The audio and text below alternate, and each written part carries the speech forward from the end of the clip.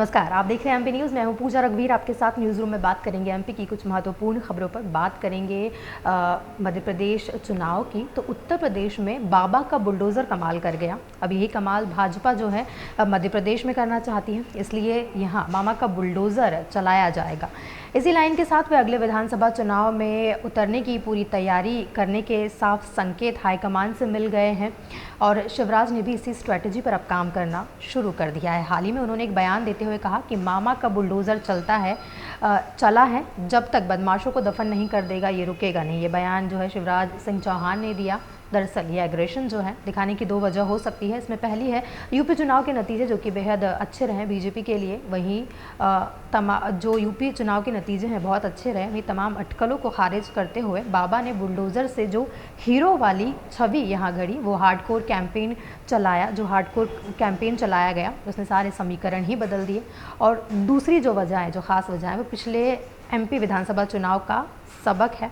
तब बीजेपी का नारा था माफ़ करो महाराज हमारा नेता शिवराज, पर यह चल नहीं सका और सरकार गंवा बैठे।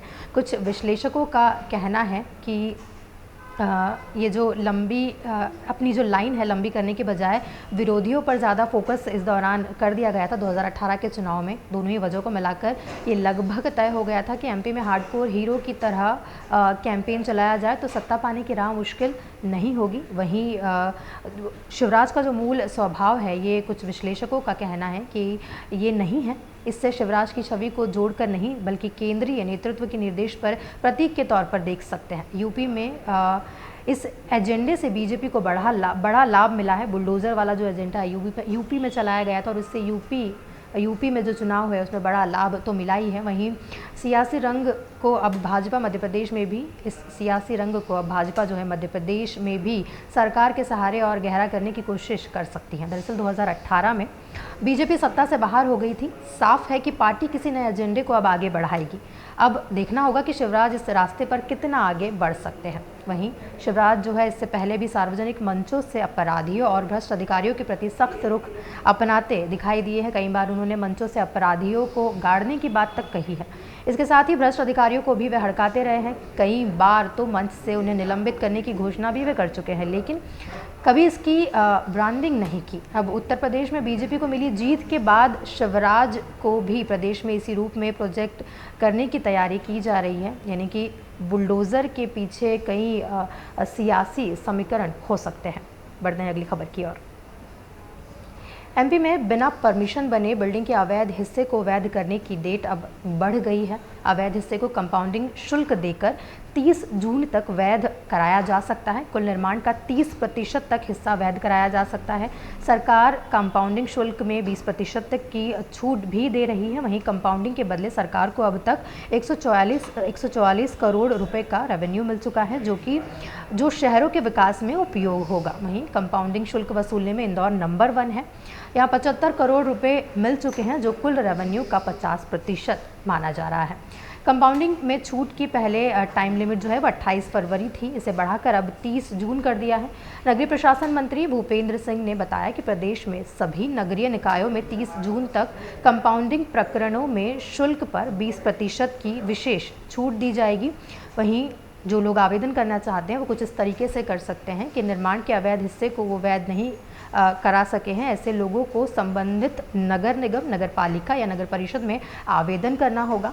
निर्धारित एमओएस से अधिक निर्माण होने पर तय गाइडलाइन की 5% राशि चुकाकर 10% निर्माण वैध होगा। वहीं 10 से 20% तक 7.5% और 20 से 30% निर्माण वैध कराने के लिए 10% राशि कलेक्टर गाइडलाइन के हिसाब से चुकानी होगी। इस राशि में सरकार 20% की छूट दे रही है। वहीं इसे ऐसे भी समझा जा सकता है कि कंपाउंडिंग, यदि आपने कोई निर्माण किया है, कि कंपाउंडिंग क्या है, यदि आपने कोई निर्माण किया है उसका जो कुछ हिस्सा है वो ऐसा है जिसकी परमिशन नगर निगम से आपने नहीं ली है, तो वो हिस्सा जो है कंपाउंडिंग कहलाता है और इसे अवैध निर्माण कह सकते हैं। तो बहुत जल्दी आपको जून तक ये कंपाउंडिंग का हिस्सा जो है आप कुछ राशि नगर निगम को एक आवेदन देकर आप ये कंपाउंडिंग का जो हिस्सा है वैध करा सकते हैं। बढ़ते हैं अगली खबर की ओर। मध्य प्रदेश में अन्य पिछड़ा वर्ग ओबीसी आरक्षण का मुद्दा एक बार फिर गर्मा गया है। ओबीसी उम्मीदवारों के लिए 27% आरक्षण अभी भी कागजों तक ही सीमित है। शिक्षक भर्ती में 27% आरक्षण की मांग को लेकर उम्मीदवारों ने रंगपंचमी पर भी अपने घरों को छोड़कर भोपाल में डेरा डाल लिया है। ऐसे में ओबीसी आरक्षण को लेकर सियासत एक बार फिर तेज हो गई है। वहीं प्रदेश में चल रही शिक्षक भर्ती के लिए वेटिंग लिस्ट क्लियर होने लगी है, लेकिन इसमें ओबीसी वर्ग के उम्मीदवारों में से किसी को नियुक्ति पत्र नहीं मिला है। इस बात से नाराज उम्मीदवार भी दो टूक शब्दों में कह रहे हैं कि सरकार इसे 2023 के विधानसभा चुनाव में भुनना चाहती है, इसलिए इस प्रक्रिया को जानबूझकर लंबा खींचा जा रहा है। सरकार चाहे तो ओबीसी उम्मीदवारों को प्रोविजनल नियुक्ति देकर एडजस्ट कर सकती है, लेकिन ऐसा नहीं किया जा रहा है। उम्मीदवारों ने बताया कि वेटिंग क्लियर करते समय ओबीसी को छोड़कर सभी वर्गों के उम्मीदवारों को नियुक्ति दी गई। इसमें 14% आरक्षण भी नहीं दिया गया है ओबीसी को। वहीं बीजेपी दफ्तर के बाहर धरना उम्मीदवारों ने मंगलवार को धरना दिया। वहीं एक दिन पहले कुछ उम्मीदवारों ने मुंडन कराकर भी इसका विरोध दर्ज कराया। अब इनका कहना है कि जब तक उन्हें नियुक्ति नहीं मिलेगी वे यही लोक शिक्षण के बाहर डटे रहेंगे। प्रदेश कांग्रेस अध्यक्ष और पूर्व सीएम कमलनाथ ने ट्वीट कर कहा है कि मध्य प्रदेश में ओबीसी वर्ग के चयनित शिक्षक अपनी नियुक्ति की मांग को लेकर लगातार प्रदर्शन कर रहे हैं, हर जगह गुहार लगा रहे हैं, लेकिन शिवराज सरकार उनकी सुध नहीं ले रही है। मैं सरकार से मांग करता हूं कि इन अभ्यर्थियों को तत्काल नियुक्ति पत्र देकर इनकी मांग को पूरा किया जाए। हमारी सरकार द्वारा बढ़ाए गए आरक्षण का हक इनको भी मिले। तो आरक्षण को लेकर ये लड़ाई लंबी होती जा रही है। काफ़ी समय बीत चुका है, लेकिन अभी भी आरक्षण की ये लड़ाई जारी है। बढ़ते हैं अगली खबर की ओर। इंदौर को लगातार 5 बार देश भर में सबसे साफ शहर का अवार्ड दिलवाने वाली नगर निगम की टीम ने मंगलवार को फिर अपना कमाल दिखाया। 2 साल बाद रंगपंचमी पर जब शहर में गेर निकली तो इसके रंग में रंगने के लिए पूरा शहर राजवाड़ा पर पहुंच गया। वहीं आधिकारिक आंकड़ों के अनुसार गेर में 5 लाख से ज़्यादा लोग इस बार शामिल हुए।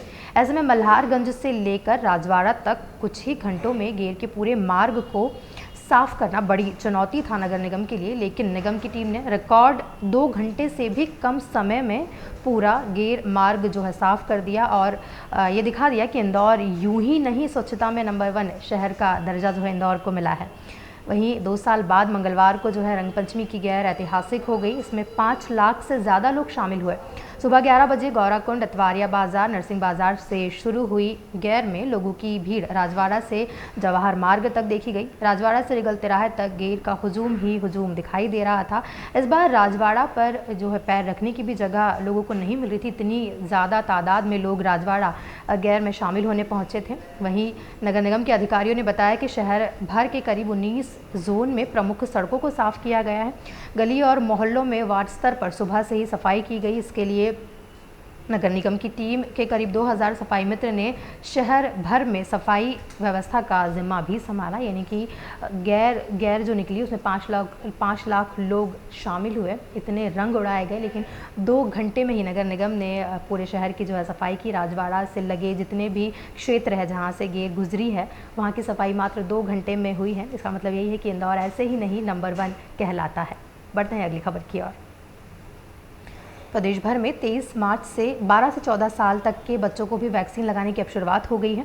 इसी कड़ी में भोपाल में भी 23 मार्च से बच्चों को वैक्सीन लगाई जा रही है। जिला टीकाकरण अधिकारी डॉक्टर उपेंद्र दुबे ने ये बताया कि बच्चों को टीके यहाँ लगाए जाएंगे। कुल 86,200 बच्चों को ये टीके लगाए जाएंगे। वहीं डॉक्टर दुबे का कहना है कि कार्बोवैक्स वैक्सीन पूरी तरह सेफ है बच्चों के लिए, इसलिए उन्हें सभी बच्चों से उन्होंने वैक्सीन लगवाने की अपील की है। तो बच्चों के लिए भी वैक्सीन उपलब्ध है। सभी बच्चों को, पेरेंट्स को ये वैक्सीन अपने बच्चों को लगवानी चाहिए, जिससे कि बच्चों में भी रोग प्रतिरोधक क्षमता बढ़े। ये थी कुछ महत्वपूर्ण खबरें। बाकी खबरों के लिए आप बने रहें एमपी न्यूज़ के साथ। नमस्कार। एमपी की नब्ज, एमपी का हाल, मध्य प्रदेश की हर खबर एमपी न्यूज़ टीवी के साथ। लगातार खबरों के लिए सब्सक्राइब करें हमारा YouTube channel MP news TV. Latest updates के लिए बेल आइकन दबाना जरा भी न भूलें।